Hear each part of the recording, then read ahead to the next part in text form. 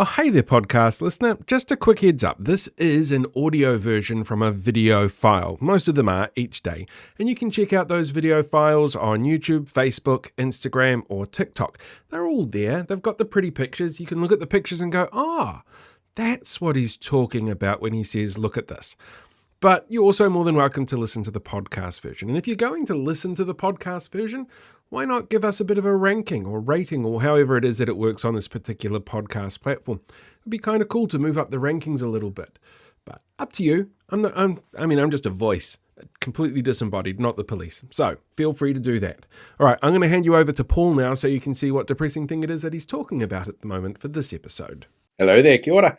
You may have noticed over the past few days that Natpalooza has been going on in Christchurch, the 89th National Party conference, where party faithful gather to say nice things to each other and cosplay as a successful government. But every step of the way throughout the event, there's been some misfires and terrible framing. So much so that not everyone's picked up on it all, I think. Like Chris Bishop's interview on Q&A, where he admitted that disenfranchisement of hundreds of thousands of voters is likely to benefit his party, who tend to lose seats after special votes are counted, and that the Prime Minister's not all that popular, and that next term they want to get ahead on asset sales and resource stripping.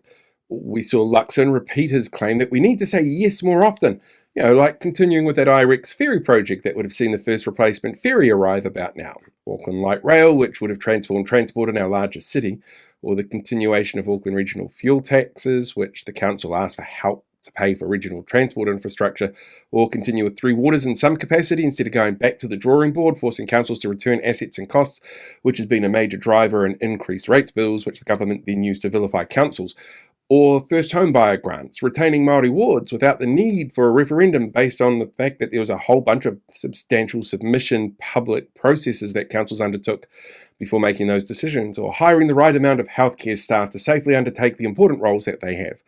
Treating disabled people's needs like humans with individual circumstances and not just, cut blanket funding suddenly, or pay parity, or even allowing students to have phones in schools.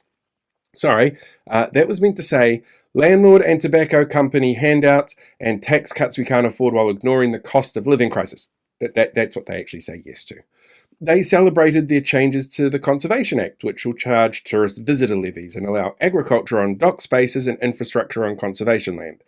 And in the media, their spin machine was turning faster than that spinning top at the end of Inception, with the National Party president, Sylvia Wood, claiming people just need to get to know the Prime Minister, then he'll be more popular.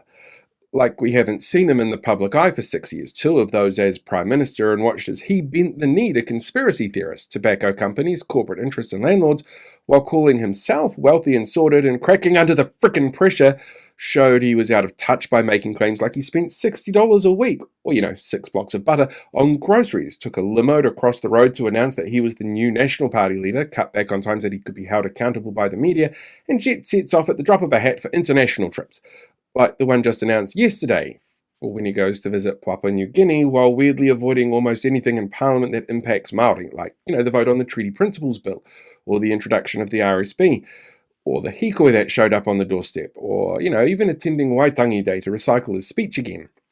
New Zealanders have seen him, and they've gotten to know him, and they're just not impressed, even though he used to run an airline, don't you know? It's no wonder that the media is starting to make calls like this, that he's a filler Prime Minister whose time is really limited. But for me, I think the best part of the event was the opening video that they put out on Instagram.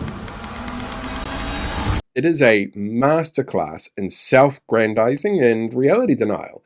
It literally starts with, National's new ad is crazy, mind-blowing emoji, like they or one of their 7 social media staff in his office didn't make it themselves. They used the response to the Canterbury quakes as an example of National in the past being there to help Kiwis. I don't know if everyone in Canterbury would agree with that.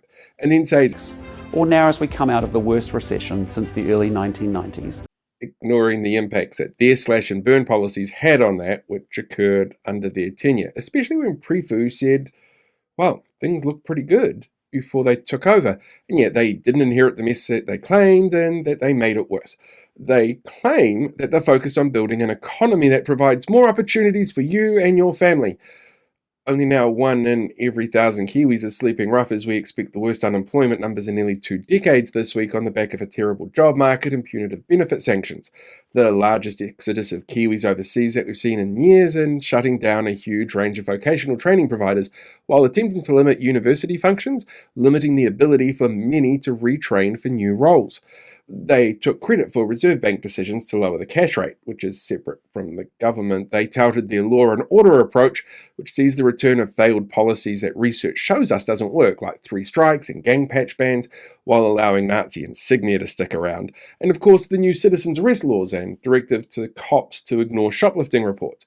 They're claiming that the health system is being sorted, despite lower than inflation funding increases, cuts to future health infrastructure, and a hiring freeze. They're celebrating regressive education policies that they're putting in place that make sure that their voters understand that how kids learn is easy for those voters to understand, while ignoring the needs of individuals or outside factors that also help ensure educational success, like, a healthy, safe home.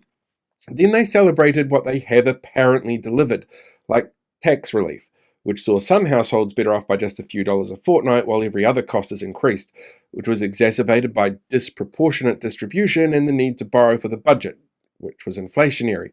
They celebrated wages growing faster than inflation, even though the last 2 minimum wage changes have been both well below the rate of inflation, meaning that the lowest income earners losing their buying power to maintain their standard of living, and they wanted to go even lower, all while cancelling pay equity legislation and claims. They celebrated new roads. 2/3 of their investment infrastructure was on roads. The business boost funding, which was wide open for manipulation because it didn't really set limits on how it works properly. Look, it's natural at these events that parties will toot their own horn. It'll happen at every party holding a conference or event after all. But when the senior members of a coalition use images of the woman behind euthanasia, incredibly selective data points that ignore huge swathes of data and lived experiences on outcomes and impacts, and starts off their own self-promotion acting like they don't even go to school here, like claiming they're responsible for inflation dropping and somehow ignore the fact that this has happened everywhere in the world and was expected back in 2020 and is actually higher now than what it was expected back then, but they don't want to admit that. Well, that's something that voters should be paying attention to. Hey, welcome back, podcast listener. Thank you so much for checking out today's episode. It's really appreciated. I know it's only like 5 to 10 minutes long, but every view counts, every listen counts. It all, hopefully keeps us informed so that we know what's going on in the world around us. And I'm really, really proud of the fact that you chose to sit down and listen to my podcast, because there are so many options out there. Don't forget, as I said at the beginning, if you want to watch the video version, you're more than welcome to. It's available on a whole range of platforms, and they're all linked in my bio, along with my Substack. You should probably go and subscribe to that, because there's going to be a lot of detailed stuff in that coming up over the next 6 months, looking at local body election candidates and some of the really, really out there ones. But yeah, entirely up to you. If that's not what you want to do, cool. Anyway, make sure you have a fantastic day. I will catch you guys all next time. Live long, prosper, be one with the Force, and I will see you around.